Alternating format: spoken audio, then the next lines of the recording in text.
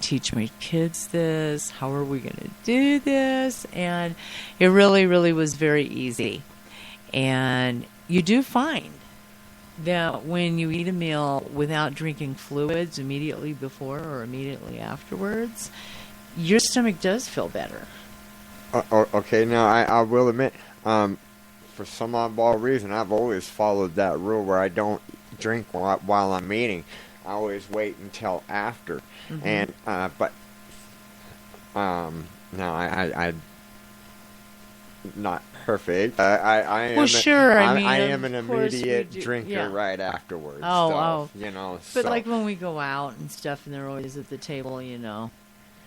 Yeah, I didn't know why I was like that, you know, because I've always taught my kids, you know, and we've always just stuck by that. Mm-hmm. We eat and then we'll drink, you know. I mean, Yeah. unless we go out, like you say, you know. I mean, Right. But yeah, Right. for the most part, though, that's kind of strange that you brought that Well, up. and Because you made me think, wow. Yeah, okay. because we can dilute those digestive enzymes in the stomach. So you need to have that concentration of the enzymes to digest, you know, the proteins, the carbohydrates, and the fats.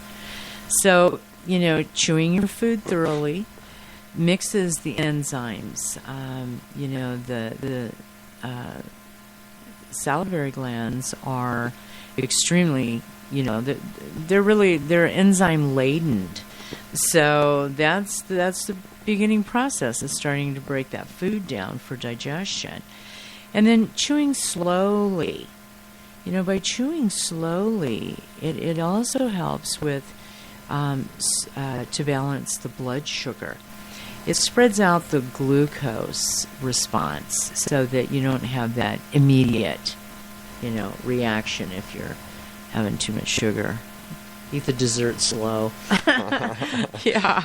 So it allows the amylase that's in the saliva to effectively break down the carbohydrates. And those carbohydrates, when they break down, they convert to sugar. Okay, so carbohydrates will convert to sugar in the body. So when swallowing everything, the first place that it's going to go past is the pharynx, which is responsible for closing the windpipe during the swallowing process. Then the esophagus, which is a really long tube from the back of the throat straight down into the stomach. It moves the food into the stomach by muscle contraction called peristaltis. So it's that peristaltic action, that the squeezing and relaxing.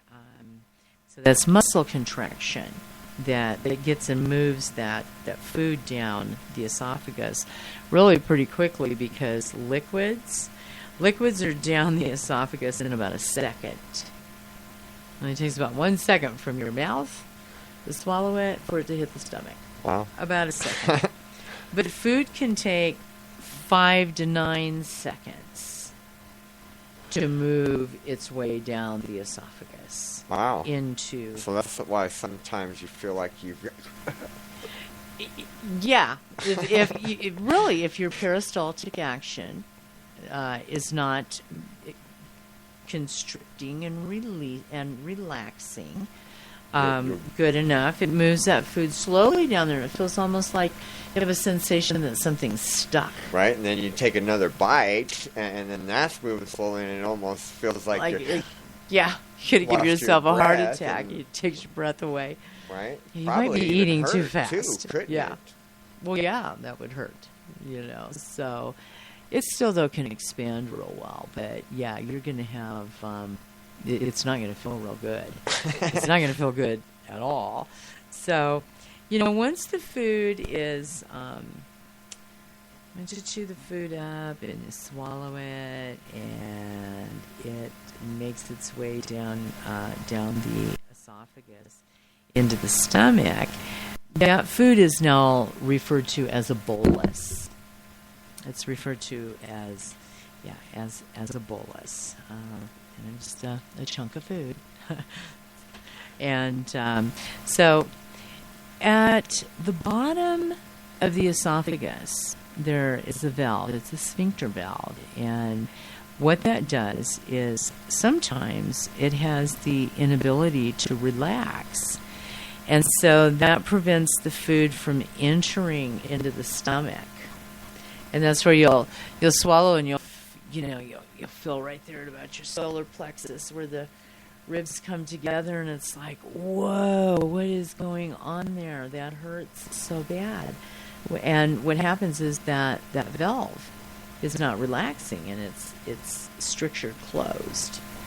And so you've got that food sitting right there waiting to get into the top part of the stomach, because there's four different areas that the process goes through in the stomach.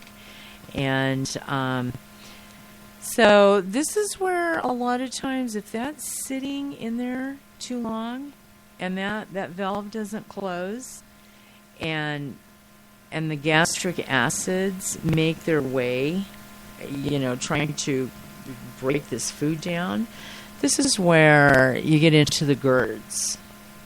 Okay, so you get into the acid reflux. Keeps the acid down in the stomach? Down in the stomach, yes. Because if it allows it up, that's when you get that nasty taste in your mouth, huh? Right, and that's the chyme that comes back up once it makes that bolus of food. Once it makes it into the stomach, and it starts churning in that upper part of the stomach, that's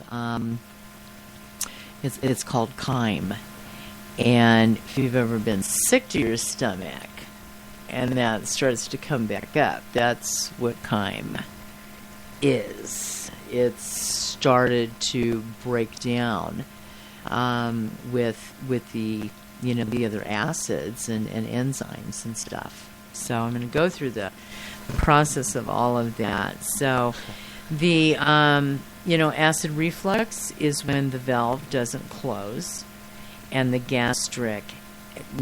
valve doesn't close.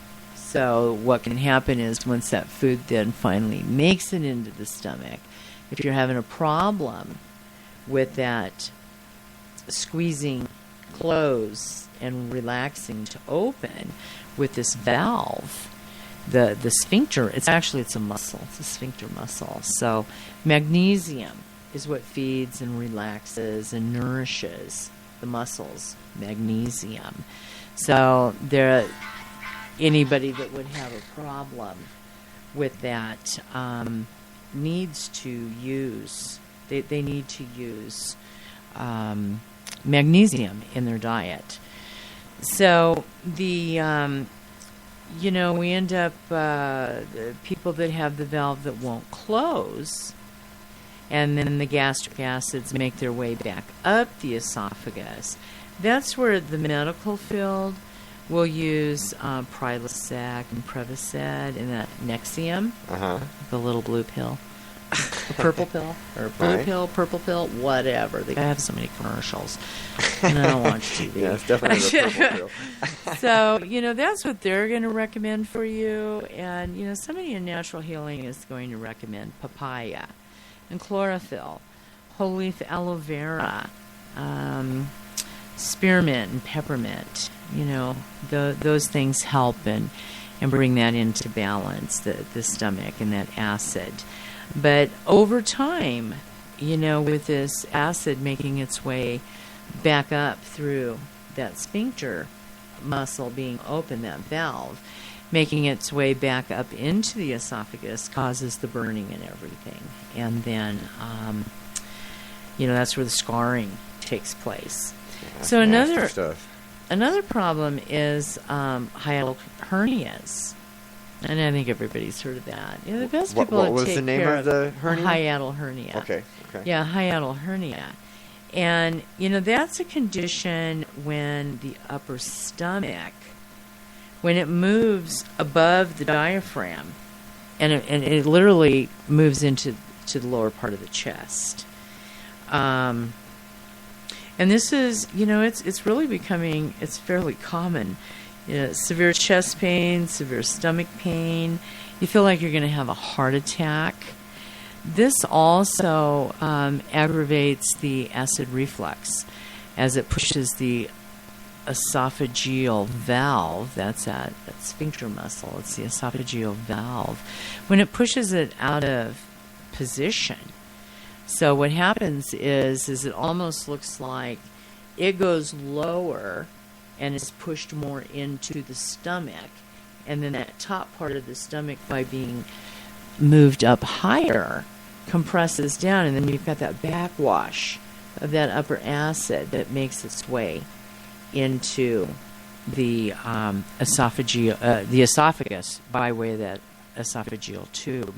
So it's everything gets kind of moved out of position. And my advice for that is, you go in to see a medical doctor, they're going to want to do surgery. My recommendation is go see a chiropractor, or a really good massage therapist. I don't know if, I know massage therapists can do the maneuver to get it back into place. Depending upon the laws in the state that you live in, is going to determine whether or not they're able to do that legally. But a chiropractor, you can always make it into a chiropractor's office, and they know immediately how to get that taken care of, the hiatal hernia. So with the stomach, we have... I'm interested now. The massage therapist. Yeah, sometimes massage therapist. Well, yeah, because it's, you can just push in at the solar plexus. Oh, I understand. You okay. push, what I've always done years ago when I was always toting around kids and just so much to do, a huge bag with herbs to go somewhere to take to somebody, and carrying one of the children around, and you're just constantly twerked around all the time. What I would do is, if you'll follow to the solar plexus where the rib cage comes together, and then just put your thumb in deep. And then you're going to take in a really deep breath and then exhale really good. And when you're exhaling, you're going to take that thumb and you're going to move it like 12 o'clock to 6 o'clock. Push in at the top is 12. You're going to rotate that out off to your left and then down to like the 6 o'clock mark. Half circle, and push down on that. And do that 3 or 4 times, and I was always able to get mine back in place by doing that maneuver. Very interesting. But a chiropractor. Oh, yeah. They're so wonderful. And they have a lot of intense education. Yeah, I would have just never thought, for a hernia, a chiropractor. No. Yeah, it comes to muscles, bones. I'd go to a chiropractor first. Oh, very good. No, that's cool, unless man. I it's learned something a compound today, fracture or so, something. But I will keep that in mind. Dizziness, headaches. Sometimes too, if you have... suddenly it comes on you that, you're having trouble breathing and your back's hurting. You need a chiropractor. See the chiropractor first. If the chiropractor can't fix you up, then maybe you need the ER, on something like that. And certainly sciatic nerve. Right. I can't believe the people that go to doctors and, they take all this medication for sciatic nerve. It's like, really? You go to the chiropractor, get your hips and your lower back adjusted. That's what you do. And that takes care of that. So, yeah, you don't need surgeries. But back to the digestive tract. The stomach, we have 4 different main areas of function with the stomach. So the very top part of the stomach, the very entrance to the stomach, is called the cardia area of the stomach, and it got its name from its proximity to the heart. And This sits just below the diaphragm, and the heart and